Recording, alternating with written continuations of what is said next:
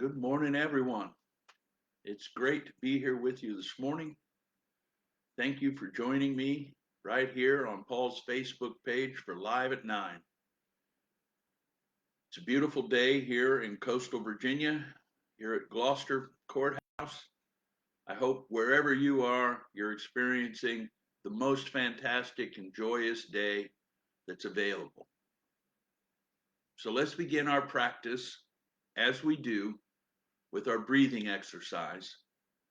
And so we breathe in through our nose, we hold and breathe out through our mouth. So we begin. Breathe in, hold, breathe out.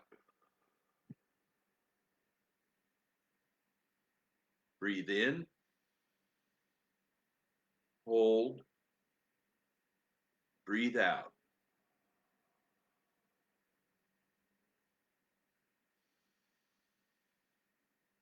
Continue.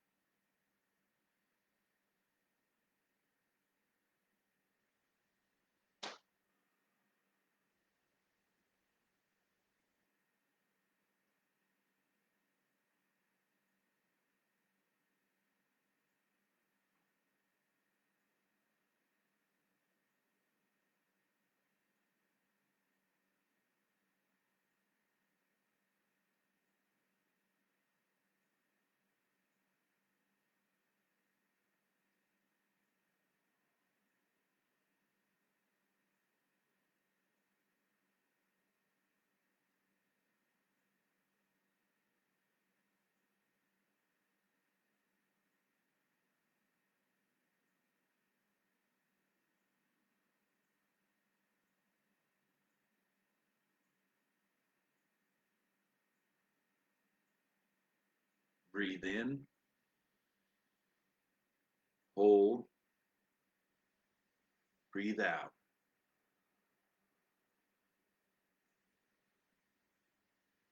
Open your eyes if they were closed. Wiggle your fingers and your toes. Get back into your body. Be present. Hello again. Thanks for being here. I intend that our little breathing exercise this morning relaxes you, helps you to feel joyous and in your body. If you're out there this morning, please say hello, give me a thumbs up, let me know what's going on. You're able to comment while we're going through, so please let's have us a join in culture, which is kind of interesting because today I chose as a topic to join the cancel culture. As we know, going on in the United States of America today, there's a whole lot of things that are being um, dropped out of the standard social experience. Takes up a lot of news time and stuff like that. Um, and so I'm kind of doing a play on words there or making a joke because in the reality of divine consciousness, in the reality of experiencing all that is, in the reality of acknowledging myself, cancel that, in the reality of acknowledging myself as the presence of God wherever I am, it's necessary to remove from my subconscious and therefore from my conscious the attitudes that have me be less than or separate. Good morning, Mary Lee. Less than or separate or not enough or not good enough or whatever has been trained into me that has me feel separation from all that is. And so, one technique that I have learned and that works well for me and that I have shared with other people in the past is to train oneself to disengage undesirable thoughts and allow them to be replaced by understandings of what is true. So, for instance, if I was thinking of pursuing a job as something and I was sitting down to create a resume, should the thought cross my mind, well, you won't get this job, you don't have enough experience. And I know that what I must do is to realize that I'm as good as anyone else for that job and that I have equal opportunity to receive that job as anyone else. So when that thought comes through, well, you're not going to get this job. I don't know why you're filling out a resume. The appropriate action for me to take, and I will say that the appropriate action for you to take is to simply say, cancel that thought. Cancel that thought and replace it with all is well. I am the presence of God wherever I am, and all is well. And continue forward. When I'm driving down the road and someone cuts me off, and I go, oh, who do you think you are cutting me off? Don't you know you're supposed to do it this way or that way? I can say, cancel that. All is well. All is well. It's not necessary to hold a grudge in this situation or anywhere else that I find fault with whatever shows up. Because in this world, this three-dimensional reality that we live in, the idea that anything shows up in this reality that is inappropriate or unappropriate is a misnomer. I create this reality for myself, and everything in it is created by myself, for myself, to enhance me or to give me pause to look at why I would choose to create that reality. And if it is not desirable, then to change it. And the way to change it is to eliminate the idea that what is in front of me is necessary. Oftentimes, we do not receive the job and we go, oh, well, I didn't receive the job because I'm not good enough. The response is cancel that. It's not that I'm not good enough. It's that the next appropriate thing is directly in front of me. And should I have received that job, I wouldn't be able to embrace it. So it's a matter of changing our thought process. We have been conditioned, and we could go into long conversations about the impact of the Piscean era, which was the previous 2,000 years, moving into the Aquarian era. We could talk about how the structure was designed to bring us to a point of understanding, because minus the opposite, minus darkness, light is unfathomable. The opposites of everything are required so as to be able to experience and or embrace the other side. We live in a dual plane in this three-dimensional realm. Everything in this three-dimensional realm has an equal and opposite reaction. That's the nature of this three-dimensional realm which we chose to experience. And the whole point of each of us who are divine and constant to have chosen this place was to is in the face of all of this duality, in the face of all of this, every action has an equal and opposite reaction, to state and know for ourselves that this is the illusion and that I am one with all that is, and that is the point of being here.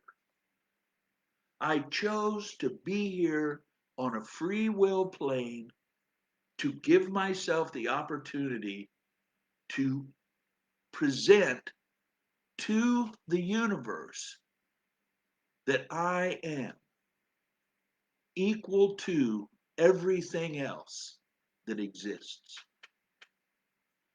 I am equal to, not equal to or greater than, not equal to or less than, equal to all that exists.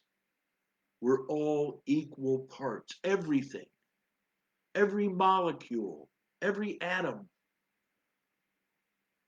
We have different properties in this three-dimensional plane,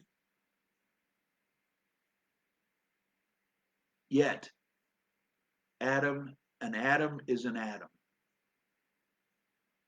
So our opportunity when a thought comes to us that is undesirable, any thought that comes to us to say that I am anything other than all that is, the next appropriate choice is cancel that thought, eliminate that thought, and then to state, I am the presence of God wherever I am, and all is well, and all is well. And all the practices that are available to us today in shadow work and uh, in the balancing of our energy fields is all about bringing us to realize that all is well exactly as it is. All is well exactly as it is. When I am capable and allow myself to embrace everything as appropriate in the moment,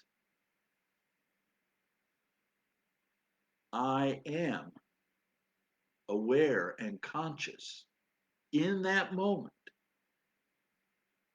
that I am all there is. And there is no separation between that which I am and all the rest. In fact, it is not even all the rest. It simply is I am. Language is one of our great, great, great tools. And at the same time, language can be a real hindrance because I am unable to describe the infinite with a finite language. I'm unable to do it. I'm only able to experience it and to express it. So to be a member of the cancel culture, the whole of canceling that is going on in the United States of America right now is simply an example for each of us of how we can go about eliminating what we choose to consider as an undesirable thought or process. If it causes me to feel dis-ease, if I choose to allow it to present sensations of discord or disorder, I may remove it. I may cancel it. I may say, thank you, no thank you. We must choose to realize that which we are. And what we are is the divine presence of God wherever we are. What we are, what I am, is eternal. What I am is forever and ever.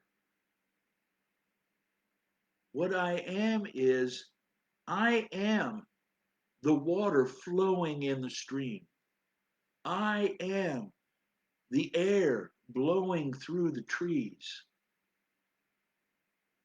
I am the air that birds lift on with their wings. I am a human being. I am a spiritual being. I am all that is. There is only all that is, and I am that. And anything in my makeup that tells me differently allows me to choose to cancel it and say no thank you. And as soon as I do that, it opens up a space that allows me to embrace that I am all that is and all is well. I acknowledge you as the presence of God wherever you are. I thank you for joining me, allowing me to share that which the universe speaks through me. I thank you for your support.